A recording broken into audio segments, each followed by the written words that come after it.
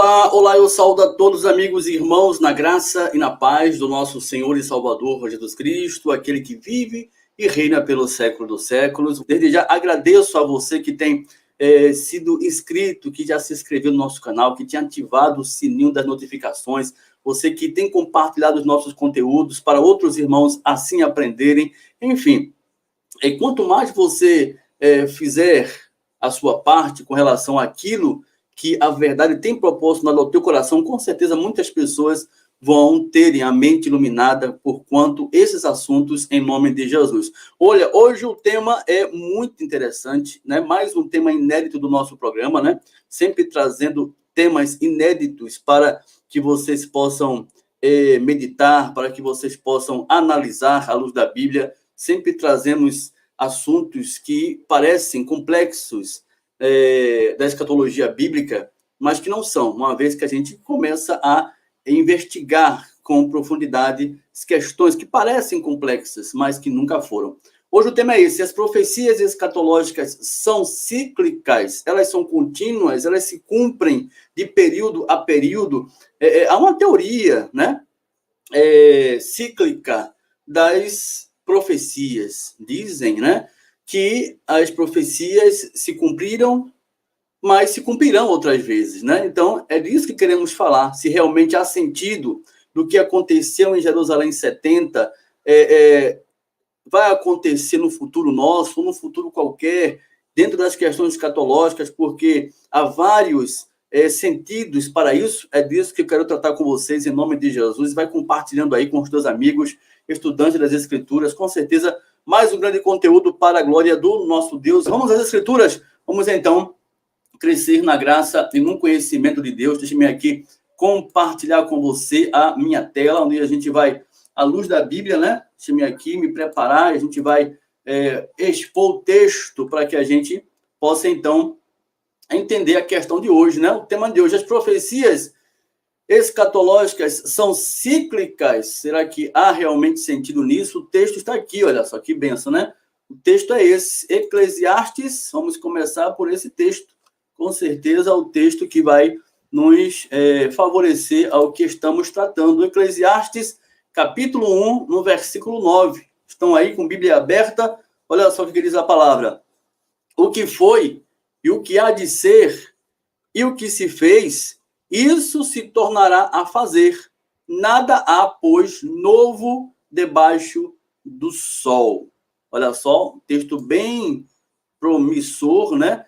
Para tratarmos, com certeza, um grande tema, um grande assunto. Que o Espírito Santo do nosso Deus possa nos conceder a plena verdade quanto ao entendimento dessa palavra, em nome do Senhor Jesus. Assim te pedimos e desde já agradecemos. Muito bem, meus amigos, irmãos, caro telespectador, Eclesiastes 1:9 é um texto muito importante, que faz com que a gente venha refletir acerca dessa questão das profecias serem ou não serem cíclicas.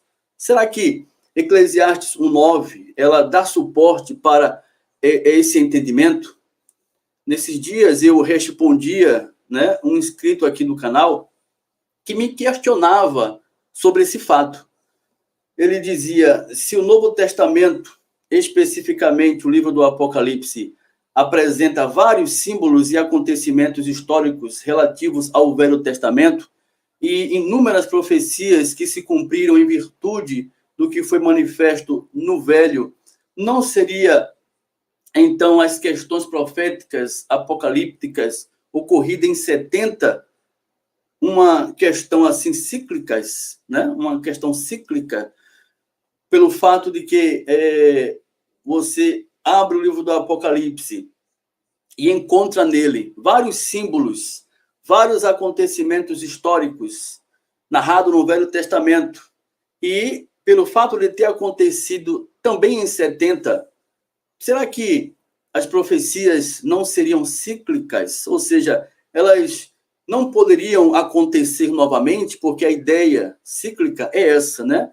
É algo contínuo, sem fim. É como se as profecias estão sempre em rumo de cumprimento. Elas se cumpriram em no Velho Testamento, na antiga dispensação, quanto ao povo hebreu, elas se cumprem com a igreja, com relação ao que aconteceu em 70, em virtude da nova aliança, os judeus e gentios, e se cumprirá com relação à humanidade mais na frente, um juízo final que irá varrer a humanidade. Enfim, são profecias que irão estar sempre se cumprindo ao longo da história, né? Sem dúvida, eu posso dizer, meu querido, minha querida, que essa ideia é o grito dos desesperados futuristas e parciais preteristas. São pessoas que, infelizmente, não querem dar o braço a torcer e afirmar de forma clara que se equivocaram ao longo da história, defendendo a crença futurista, profética do fim dos tempos, da volta de Jesus. E, uma vez que entenderam, né, que a escatologia consumada ela define todas as questões e pontos da escatologia bíblica, então, o que é que eles fazem? Ao invés de abraçarem a verdade por conta da glória de Deus e buscar compreender a fundo e passar a fazer uma análise do que foi pregado, do que foi ensinado de forma errada e alinhar-se com a verdade, eles procuram dar uma nova forma, uma nova cara às profecias, dando a entender aos incautos que existam definições ainda que devam ser consideráveis. E uma dessas definições são as profecias serem cíclicas. Elas se cumpriram antes, mas se cumprirão em nosso tempo e se cumprirão em outro tempo, baseado no que diz lá o texto de Eclesiastes, né? Como eu mostrei aqui para vocês, Eclesiastes 1:9, né? Um texto bem interessante, o que foi e o que há de ser e o que se fez, isso se tornará a fazer, nada há pôs novo debaixo do sol. Será que esse texto realmente nos apropria defender essa ideia de uma profecia cíclica? Será que essa ideia tem sentido? Né? Então, veja, como surgiu a ideia cíclica de tempo? Essa é a primeira pergunta, a primeira questão que devemos levar em conta, né? Então, vejam, preste bem atenção. Vocês vão entender como surgiu essa ideia cíclica de tempo. A perspectiva linear de tempo, ela nasceu com a tradição judaica cristã. O tempo linear é uma sucessão contínua de eventos irrepetíveis e irreversíveis. O seu movimento é retilíneo, reta ininterrupta de registros históricos singulares, sendo assim uma linha, né? Um tempo linear é finito. A sua trajetória é circunscrita por uma linha histórica determinada. Tem começo e fim. Como o traço histórico, ele perpetuou, ele é perpétuo por conta de ser um traço histórico, né? O tempo linear é uma série evolutiva de fatos históricos inéditos. Trata-se do curso progressivo de acontecimentos únicos em direção ao futuro. Tá certo? Então, essa é a percepção que temos da questão judaica cristã do tempo, né? Então, o tempo linear ele é dotado de significado. O seu desdobramento de movimentos inalteráveis e é tão somente orientado por um propósito final, telos no grego. Ou seja, todos os eventos possuem sentido na medida em que ocorrem em vista de uma finalidade última. Então, as profecias, elas surgem, mas tem uma definição final dos seus acontecimentos. E, assim, as profecias, elas se mostram totalmente gloriosas naquilo que foi manifesta, né? Então, é por isso que entendê-la como definitiva, alcançando o propósito final, faz com que a gente entenda que as profecias ela tenha origem de manifestação e o propósito alcançado, tá certo? Em contraposição ao conceito temporal linear, os gregos primitivos, eles propuseram uma ideia cíclica de tempo, sem começo nem fim.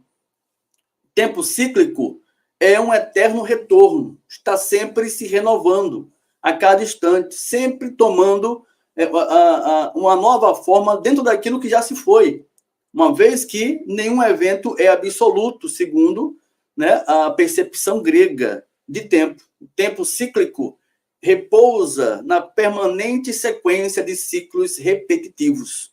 O seu movimento circular contínuo é caracterizado pelo perpétuo retorno de movimentos, de momentos, de circunstâncias relacionadas à história.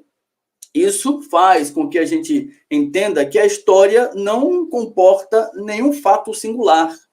Pelo contrário, a história ela é marcada pela reedição de acontecimentos passados. Portanto, o tempo para os gregos antigos não passa de um ciclo inexorável, sem saída e sem fim. Tudo está condenado a girar eternamente na roda da história. Assim é a definição dos gregos quanto à questão do tempo, né?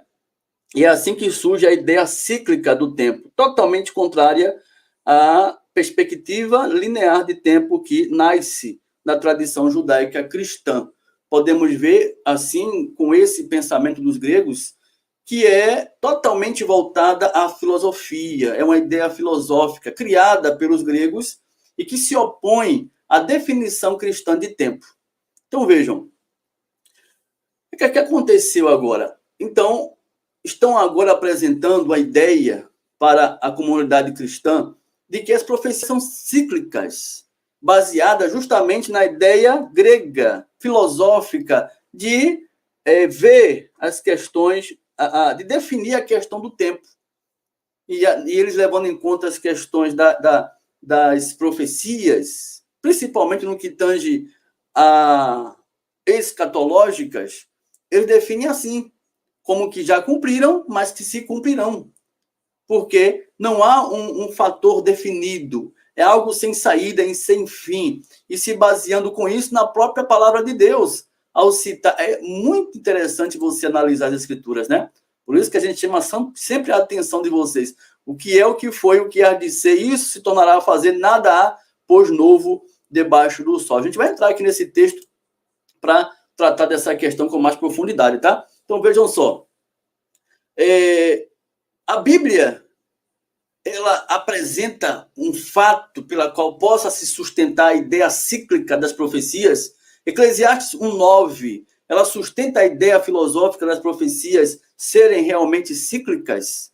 O que foi, o que há de ser, o que se fez, isso se tornará a fazer, nada após novo debaixo do sol. O texto está realmente se referindo às questões proféticas escatológicas ou proféticas relacionadas à mudança das alianças? Obviamente que não.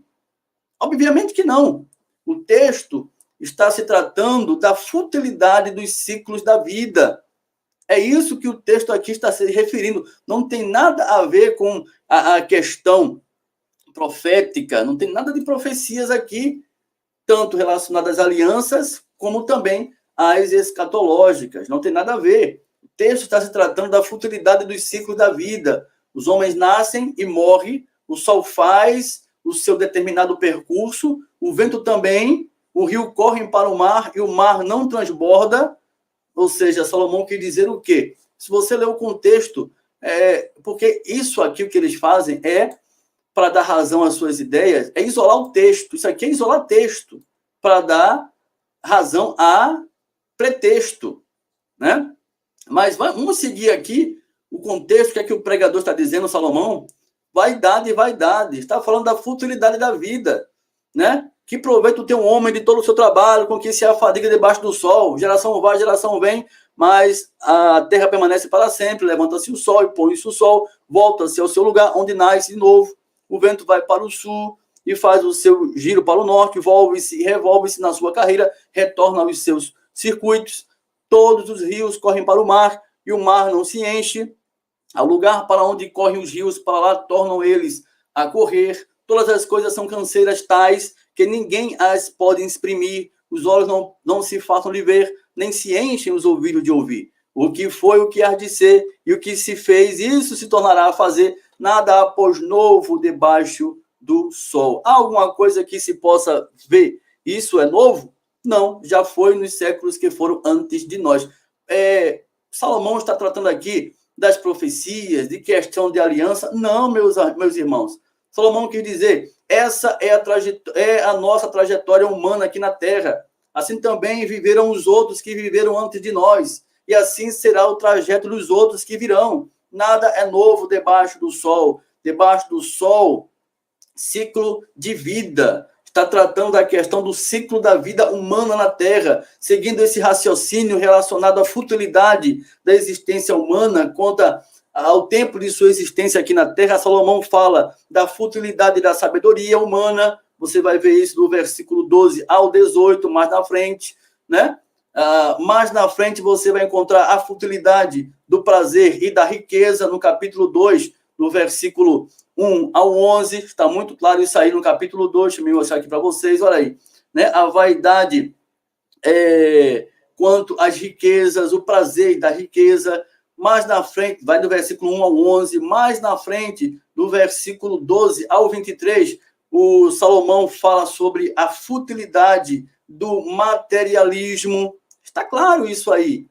É isso que Salomão quis tratar. Em tempo algum, Salomão tratou de questões proféticas, escatológicas, em Eclesiastes 1:9, meu amigo, minha amiga. Pelo amor de Deus, o Novo Testamento é o cumprimento da lei dos profetas e não uma repetição contínua daquilo que a lei e os profetas foram. Em que tempo atrás? Que não está registrado, né? Em tempo algum antes daquilo que a gente tem registrado nas Escrituras, por ser um tempo definido que se passou perante a consequência do novo que se fez por meio da pessoa de Jesus Cristo. O velho era sombra daquilo que se manifestaria na pessoa de Jesus, e não um fator que fosse repetido. Jesus não se tornou um sacerdote levítico. O templo, ele não permaneceu de pé para que a igreja fosse um templo, onde as pessoas se reunissem no templo em Jerusalém. O Velho Testamento, a apresentação do templo, ela denota a presença de Deus diante do seu povo. No Novo Testamento, uma vez que a aliança foi manifesta, na nova aliança, né, no reino de Deus, o Senhor, ele se faz presente em nós, onde não há mais necessidade de um lugar específico de adoração, porque o Senhor, ele nos fez a sua igreja. É isso que nós temos que entender. Então, vocês vejam que há um erro muito sério, essa definição, quanto às profecias serem cíclicas, né? Olha que coisa interessante que a gente encontra aqui. O Novo Testamento, ele não é uma repetição. Deixa eu me mostrar aqui um texto interessante. Em João capítulo 16, eu vou aqui na Bíblia, né? João capítulo 16, né? Olha só, João capítulo 16, no versículo 12 ao 13. O que é que diz a palavra? Olha só, preste bem atenção. Tenho ainda muito que vos dizer, mas vós não podeis suportar agora. Versículo 13. Quando vier, porém, o Espírito da verdade, falando aos seus discípulos, né? Com referência ao Espírito Santo, ele vos guiará a toda a verdade. Por quê? Porque não falará por si mesmo, mas dirá tudo o que tiver ouvido e vos anunciará as coisas que hão de vir. Então vejam, meus queridos, por que o Senhor Jesus disse aos seus discípulos que eles ouviriam coisas que não poderiam ouvir naquele momento devido ao fato de necessidade que o Espírito pudesse dar um entendimento para eles, né? Então, qual a necessidade? Por que, então, a necessidade do Espírito para dar um entendimento para aqueles irmãos, aqueles discípulos, se nada era novo debaixo do sol? Se as questões que estavam para acontecer já tinham acontecido antes, se as profecias que ocorreriam mais na frente em cumprimento das promessas não seriam nada novas. Por que a necessidade do Santo Espírito para dar entendimento aos seus discípulos, se nada era novo debaixo do sol, levando em conta as profecias tratadas na lei dos profetas? Estão vendo que é perigoso essa ideia cíclica das profecias? É uma definição dos gregos, né? Filosófica grega, quanto a tempo, e não nada com relação ao que é determinado pela a Bíblia Sagrada. É uma definição completamente contrária ao que a própria palavra define. O Senhor Jesus, ele teria então feito uma pegadinha com os discípulos? Não, olha, preste atenção, vocês aguardem que há muitas coisas que vocês devem entender. Tenho ainda muito que vos dizer, né? Mas vocês não vão poder suportar agora.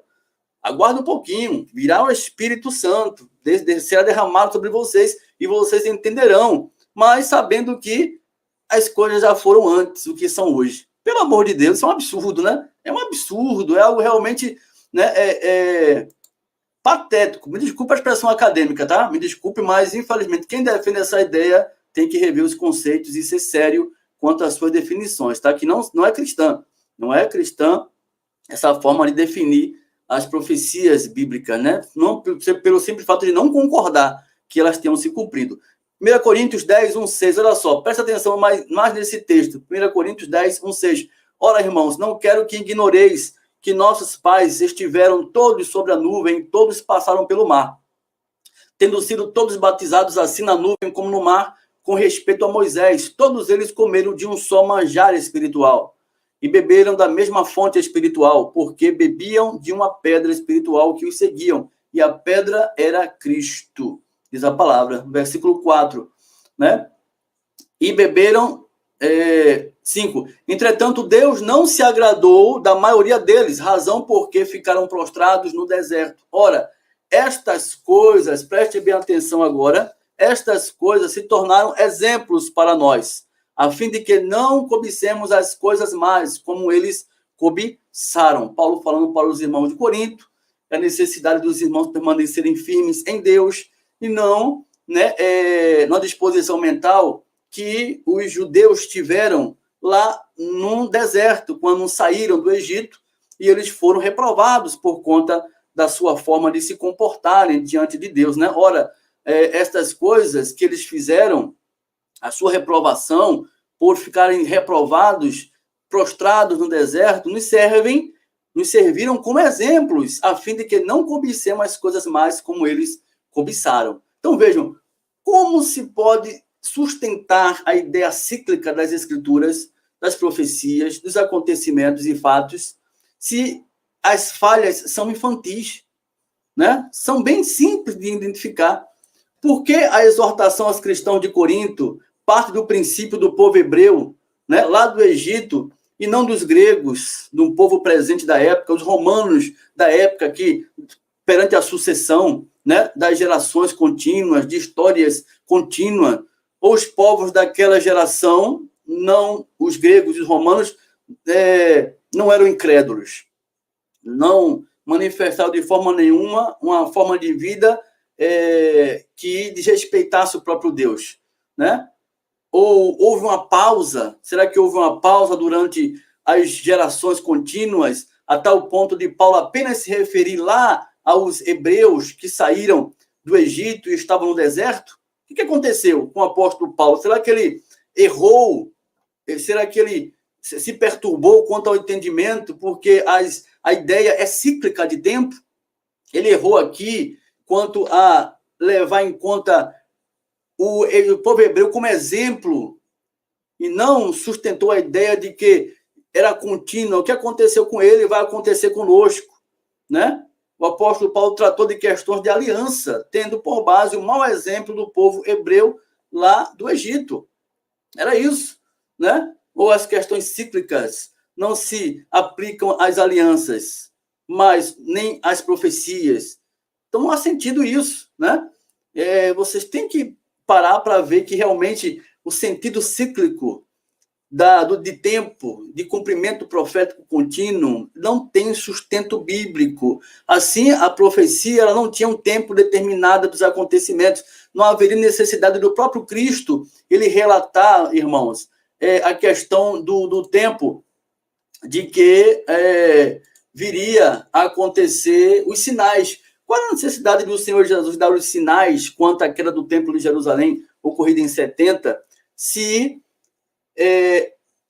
a questão profética era cíclica, era contínua? Qual o sentido dos sinais para o povo quanto ao fim que aquilo já tinha visto antes, já tinham sido visto antes em outros momentos da história. Nada novo era debaixo do, não haveria nada novo debaixo do sol. Se a ideia cíclica fosse realmente sustentável à luz das Escrituras, não fazia sentido Jesus dar os sinais para os seus discípulos e eles identificar de forma correta que o fim estava próximo. Por quê? Por conta das profecias serem cíclicas, e não sabia definir se aqueles eram realmente os sinais que estavam se manifestando em relação ao cumprimento profético de todas as coisas. É isso, é um fato, né? É bíblica.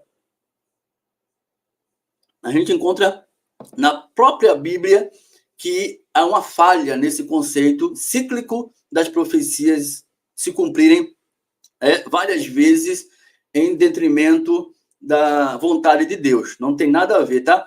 Olha aí, meus irmãos, curta, compartilha essa live, é muito importante, tá? Não deixe de curtir. A gente fica aí, né, frisado no estudo e se esquece de curtir, mas é importante que a gente curta, tá? Faça esse favor, por favor. E vamos continuando aqui, temos mais um texto para compartilhar com vocês. A gente usando aqui a cabeça, a gente com certeza vai crescendo, vai realmente vendo que há muitas coisas aí fora que tendem a nos tirar, né, da verdade, né, a dar uma sensação, que tem sensação de verdade, mas que na verdade nunca foram. Eu trago aqui agora Apocalipse, capítulo 21. Apocalipse, capítulo 21. Veja que a ideia cíclica das profecias escatológicas é uma falha tremenda, que não tem sustento. Vejam só que aqui, diz aqui em Apocalipse 21:1. Diz a palavra o quê? Vi novo céu e nova terra. Não. Vou repetir. Vi novo céu e nova terra. Mas, como assim? Não foram antes do que foram hoje? Por que novo? Se nada é novo debaixo do sol. Estão entendendo? Estão entendendo como a coisa é séria, meu irmão, minha irmã? É clara. Vi novo céu e nova terra, disse João, né? Em meados à manifestação do próprio Cristo, para que ele levasse as igrejas. Vi novo céu e nova terra, pois o primeiro céu e a primeira terra já passaram e o mar já não existe. A palavra novo aqui no grego é kainos. Novo, como nunca sido antes. Kainos, novo. Presta atenção no grego, né? Presta atenção na palavra aqui do grego. Esse aqui, ela refuta a ideia cíclica das profecias. Está claro?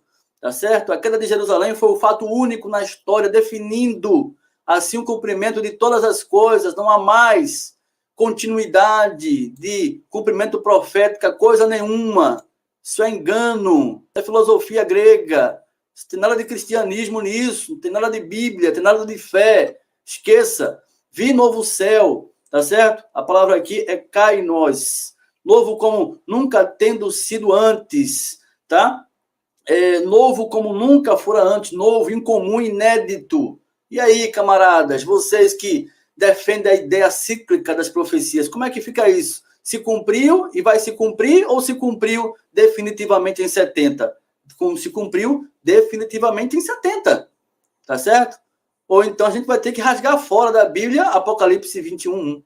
E vários textos, né, que a gente poderia passar a noite aqui citando para qualquer um estudante que se preze, né, ver que realmente não há sentido a ideia de que as profecias sejam cíclicas. Se as profecias são cíclicas, então, quem será o próximo rei que reinará depois de Cristo? Né? Quem será?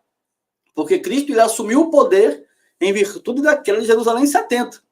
Né? Se Jesus ele assume o poder em cumprimento da profecia relacionada ao seu retorno de glória e o estabelecimento do seu reino, quem será o próximo rei depois de Cristo? Quais as profecias que sustentam tamanha abominação e mentira? Quem será? Não existe. Por que não existe? Porque a ideia cíclica de cumprimento profético é completamente um erro, tá certo? Não é definida biblicamente. Esse é um fato considerável que devemos prestar atenção, né? Olha só, Apocalipse, vamos aqui vou botar aqui para o texto, Lucas, capítulo 21, vamos lá, é Bíblia aberta, você acompanha daí, eu daqui, Estamos juntos em mais um grande programa. Estamos falando sobre hoje a questão, as profecias escatológicas são cíclicas, elas podem se cumprirem em vários tempos. Os parciais preteristas defendem essa ideia, né? Estamos aí refutando essa ideia, tá? Não tem suporte nenhum defendermos essa ideia grega filosófica, tá? Em nome do Senhor Jesus, está bem claro isso aí. Não tem como a gente pensar diferente, né? A Bíblia é clara. A Bíblia, ela não sustenta essa ideia. Vamos em frente, Lucas capítulo 21, versículo 20. Vamos ver. Diz assim, Lucas capítulo 21, versículo 20. Quando, porém, virdes, isso aqui é o sermão escatológico de Jesus, Mateus 24, Marcos 13 e Lucas 21, tá? É o mesmo sermão apocalíptico. Diz assim, quando, porém, virdes Jerusalém sitiada de exércitos, sabei que está próxima a sua devastação, desolação. Então, os que estiverem na Judéia fujam para os montes. Olha o cenário geográfico, Judéia. Nada a ver com Brasil, Argentina, né? Dinamarca, Rússia, China, Judéia. Fujam para os montes. Os que se encontrarem dentro de que? Das cidades de Jerusalém, retirem-se. E os que estiverem nos campos, não entrem nela. Nela onde? Jerusalém. Por quê? Verso 22. Porque esses dias são de vingança, para se cumprir tudo o que está escrito. Tudo se cumpriria quando? Quando Jerusalém fosse devastada, destruída pelos exércitos romanos. Isso aconteceu em 70, né? Mas na frente, olha o que diz a palavra, em virtude da queda de Jerusalém, essa invasão que aconteceria em Jerusalém, o que acontece? Então se verá, verso 27, então se verá o Filho do Homem vindo numa nuvem com poder e grande glória. Vindo na nuvem, as pessoas têm uma ideia de que seja Jesus vindo, surfando em uma nuvem, né? Lá, cabelos brancos, coroa na cabeça, com vestes brancas e aparência física, com o seu retorno. Não, meu querido, minha querida, vindo nas nuvens é uma figura de linguagem para juízo de Deus contra a nação, contra uma cultura. Temos lives falando sobre isso aqui, né? Quando o Senhor veio em juízo contra Jerusalém, foi a manifestação dele nas nuvens. Não tem nada de físico, não tem nada de material. O reino de Cristo é espiritual. Foi assim no Velho Testamento, quando Deus vinha em juízo de uma nação, de uma cultura, ele usava uma nação inimiga de cultura diferente para executar o seu juízo. O Senhor vinha nas nuvens do céu. Assim, Deus veio várias vezes nesse sentido de julgamento. Assim também estava acontecendo com Jerusalém, uma vez que estava se cumprindo a lei e os profetas. A definição do vindo nas nuvens é isso. E as pessoas esperam fisicamente Jesus voltar. Não conseguem conciliar a queda de Jerusalém em 70 com o seu definido retorno e cumprimento, assim, de todas as coisas escritas. Tudo o que está escrito.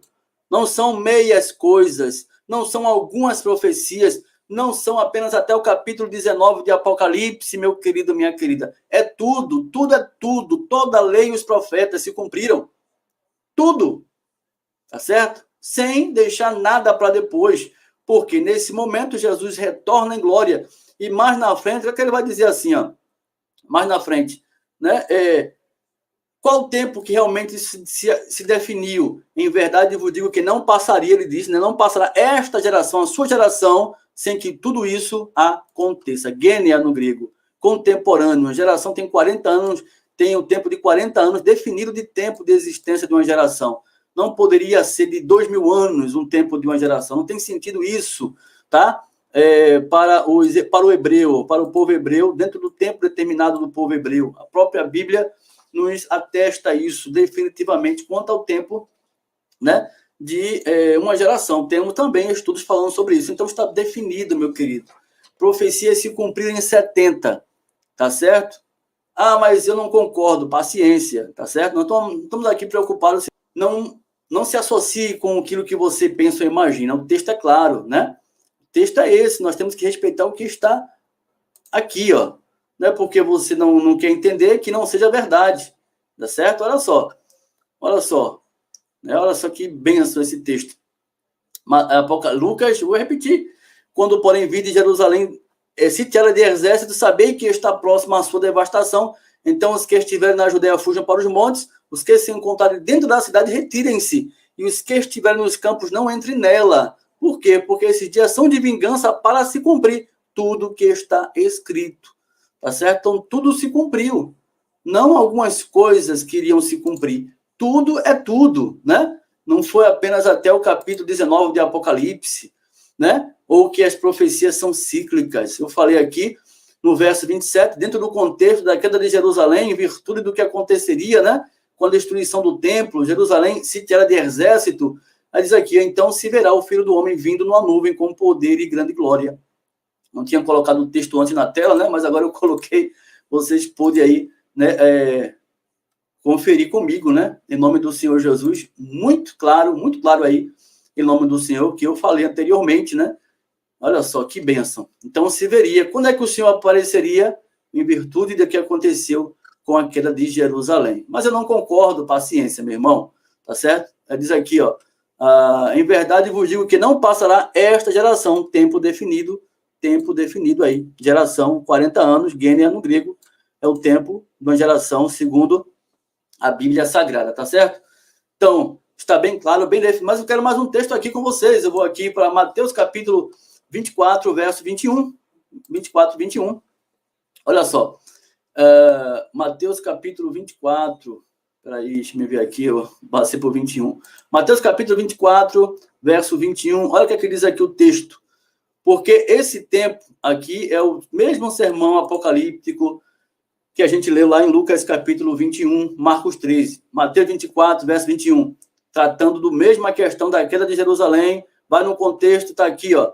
Saindo Jesus do templo, ia se retirando quando se aproximaram dele os seus discípulos para lhe mostrar as construções do templo. Ele fala que não ficaria ali pedra sobre pedra e vem tratando com os discípulos e em resposta dos sinais da sua vinda e da consumação do século, ele vem falando todos os sinais no verso 21, que é que ele diz? Porque nesse tempo haverá grande tribulação, né? Grande tribulação, philipsis, no grego, tribulação. Aí ele diz, em virtude dessa tribulação, quando? Porque nesse tempo haverá grande tribulação, como desde o princípio do mundo, até agora não tem havido e nem haverá jamais. Como é que as profecias são cíclicas? Se Jesus diz aqui que é a tribulação que desencadearia a queda de Jerusalém, seria algo único na história, como desde o princípio do mundo, e até agora não tinha acontecido ainda, e nem haveria jamais, Quem é quem está sendo enganado nessa história aí?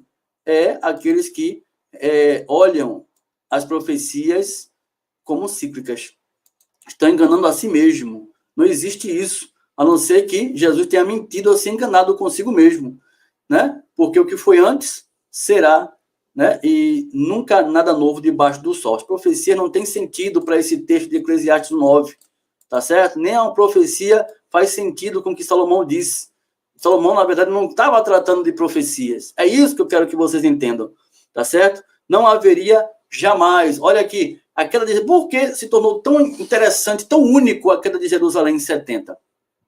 Porque não foi apenas a morte de uma nação que rejeitara Cristo, a destruição de um povo judeu que rejeitou ao Senhor. Não, foi questão de uma aliança, o fim de uma dispensação e a inauguração de uma nova aliança.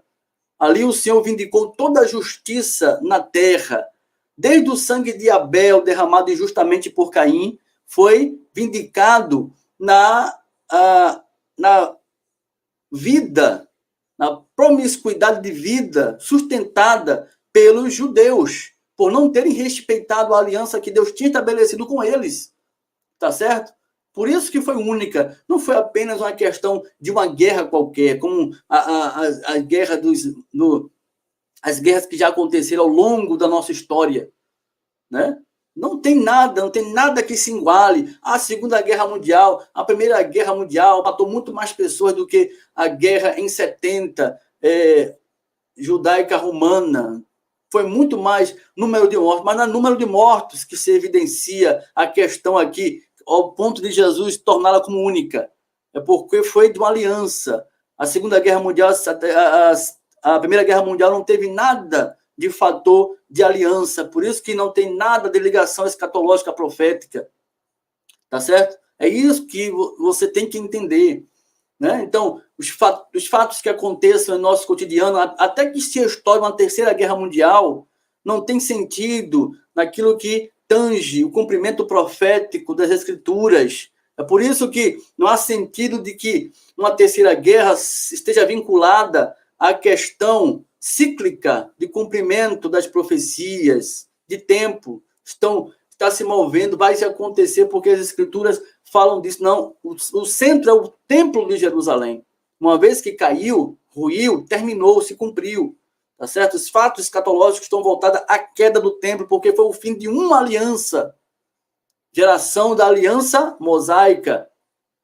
Passou a vigorar uma nova aliança de um só povo, de um só rei, onde o Senhor se tornou rei por toda a terra.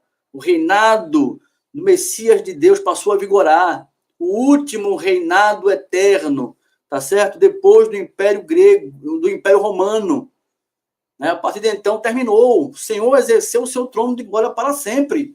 Não vai ser mudado, não tem mais repetição. O Senhor não vai se tornar rei novamente, ele já é. Não há necessidade de mudança de aliança, porque não tem condições. Foi em Cristo firmado uma nova aliança de superiores promessas. Ou há superiores promessas acima do que foi manifesto na pessoa do Senhor Jesus Cristo, né? Interessante, a queda de Jerusalém vindicou a morte de todos. Está bem descrito aí em Mateus capítulo 23, tá certo? Então, a tribulação, meus queridos, deixa eu voltar aqui para a tela para a gente, né, definir essa questão aqui, né? Então, a tribulação que resultou nas ruínas de Jerusalém, narrada de forma sistemática, uma narrativa bem clara à luz das Escrituras, até Apocalipse, porque Apocalipse está falando também da queda de Jerusalém, tá certo? Está bem claro isso aí, não é um acontecimento que vai se dar com o nosso presente, com o nosso futuro, não. Apocalipse foi escrito entre 64 a 68, ou seja, os acontecimentos se cumpriram em 70.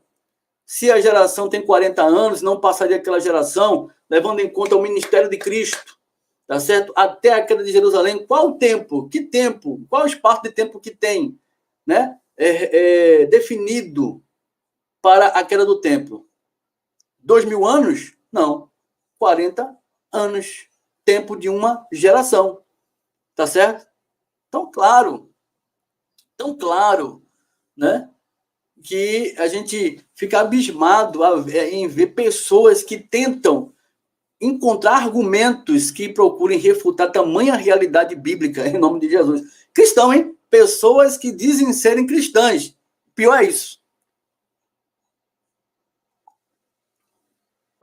Pessoas que têm a Bíblia, usa a Bíblia embaixo do braço, abrem-na, tem na estante no Salmo 91 aberto, mas não consegue entender essa verdade tão explícita nas Escrituras, né?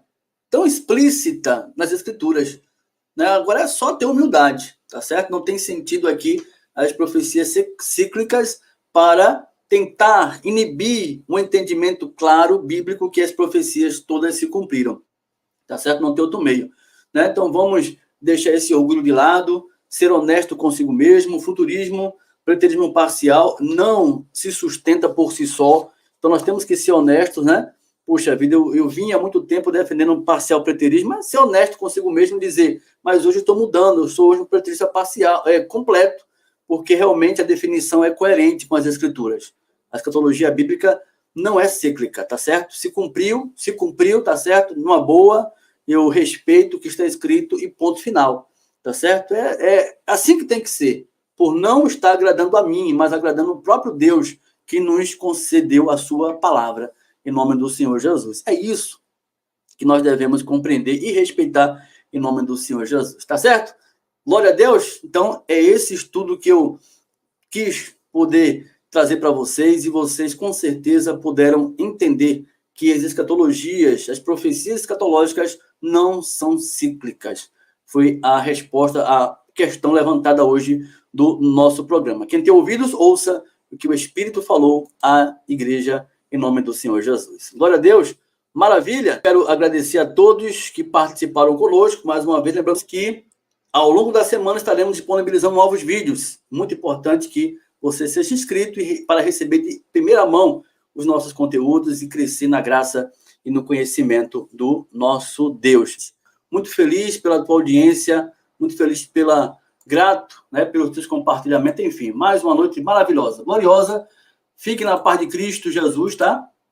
E até a próxima oportunidade, querendo Deus, em nome do Senhor. Um abraço, graça e paz.